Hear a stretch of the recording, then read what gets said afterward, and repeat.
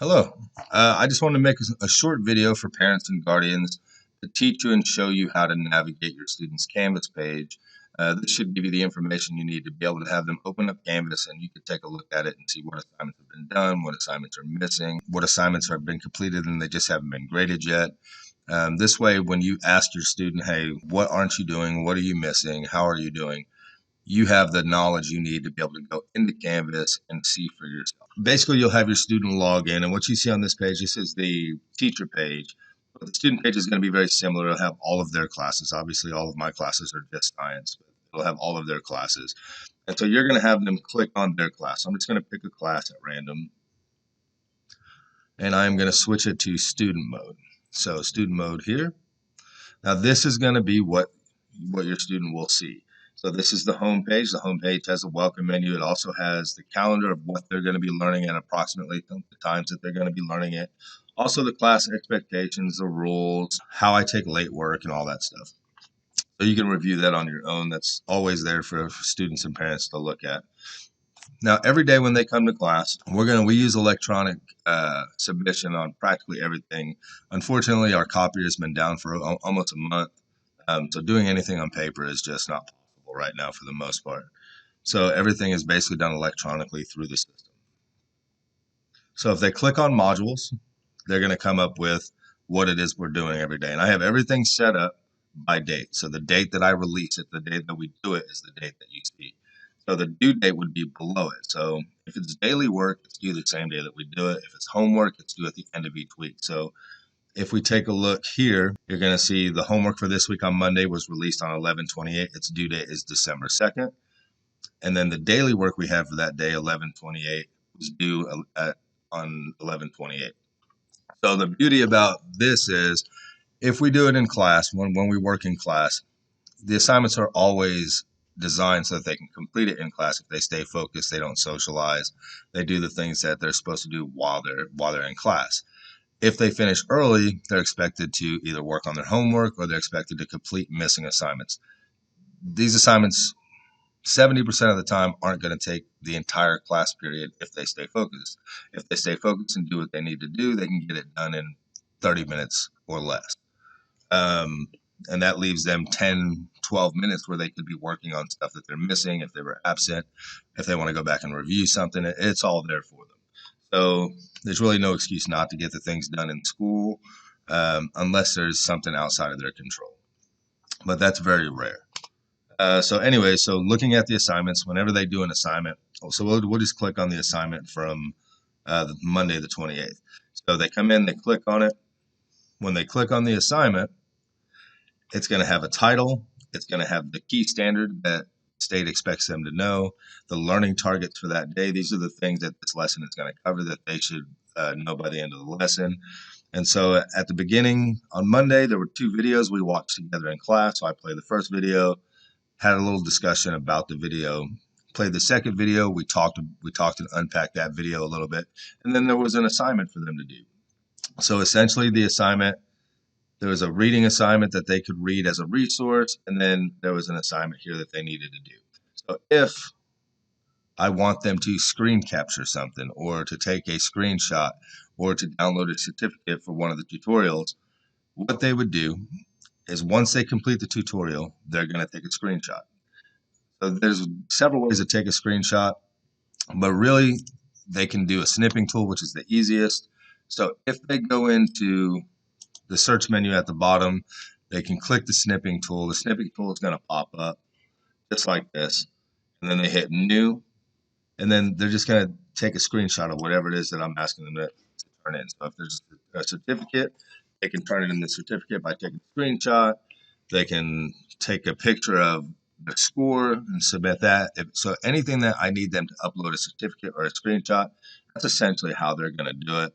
And so you hit new, then they're going to have to save it. So file save as, and then what I would just have them do is save it to their pictures, save, and then save, and then that's it.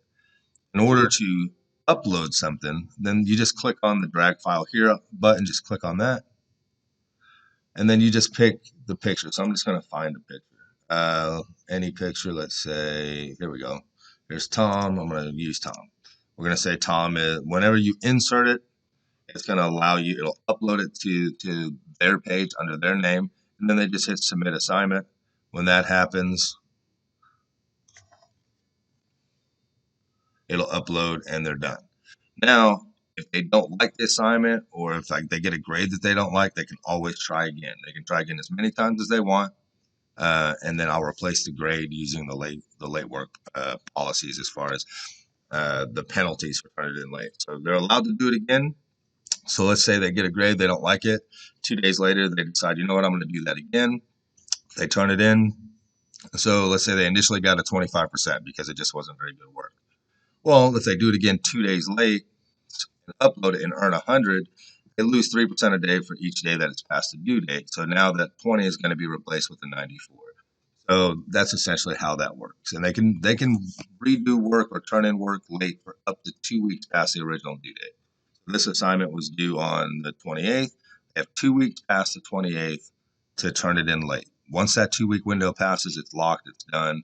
I have too many students and too many assignments to be able to have kids just not do anything all semester, and then at the very end, the last 2 weeks, you start churning these things out, and then I have to grade 1,000 assignments in a couple of days. It's just that it's not practical.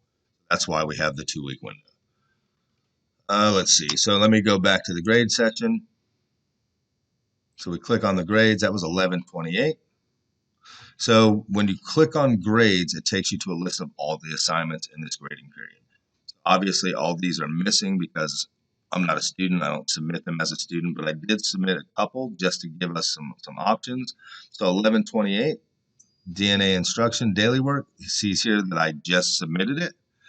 It still counts as a 0 because it wasn't turned in on time, and it will count as a 0 until I get to go back in there and grade it.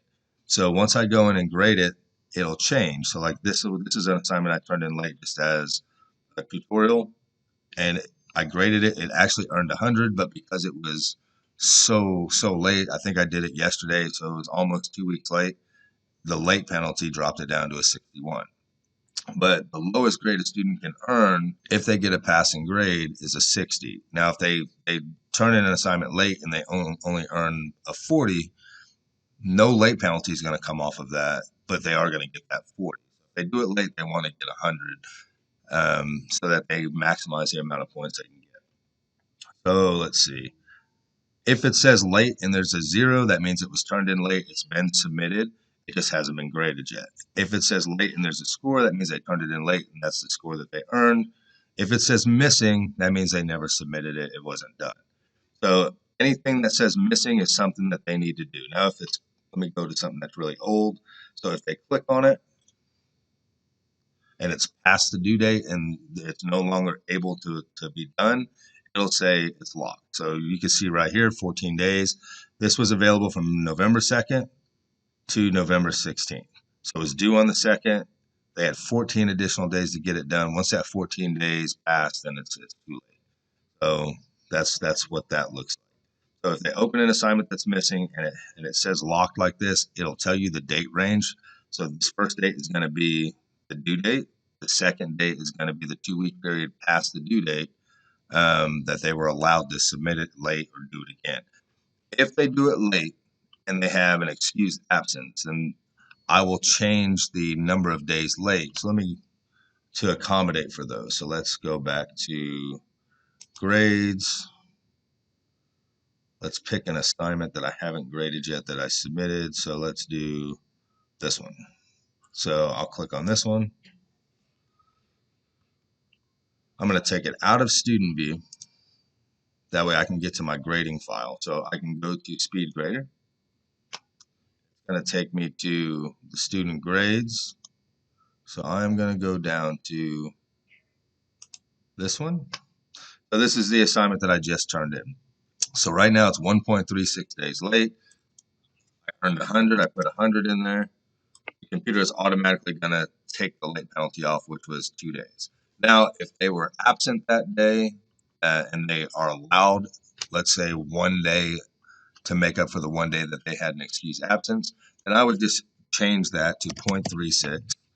So that's not 1.36 days late. It's just 0.36 days late. I would adjust that and it automatically adjusts the score. So if they have excused days absent that I need to account for, it's very easy for me to do.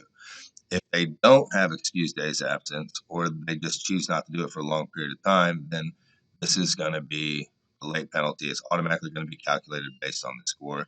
This final grade is the grade that's going to be put in the grade book. And so they should be able to see that. Let's see. And then I can give them comments, feedback, and so forth.